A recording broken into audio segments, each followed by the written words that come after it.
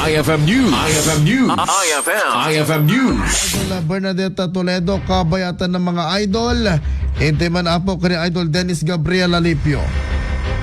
Panangipaay ti PGIN ti insentibo kanang ti barangay workers. Plano apo ang mapagbalin a permanente. At iban ti report ni Idol Dennis Gabriel Alipio, mga idol. IFM News. IFM News. IFM News. Live report. Idol Dennis, please come in.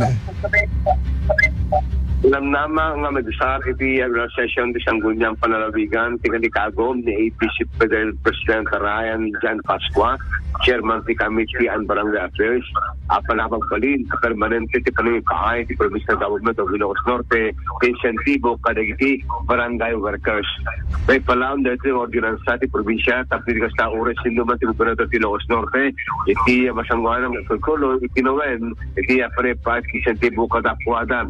Negit daw kabaran nila sa hearing iti panakiiraman kadagiti nagmangbukbukel iti barangay Lopon taga Pamayapa. Mana direto hindi na gi Paskwa nga may direto iti kadagiti lablaban na ngiming lawag iti provincial budget office kinkwana ngawan ti pagbasaran iti panepa iti nasyonal insentibo kadakwada.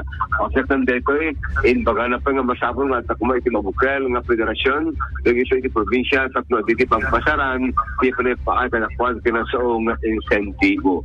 Idol Dennis Alipio, Tatak, IFM.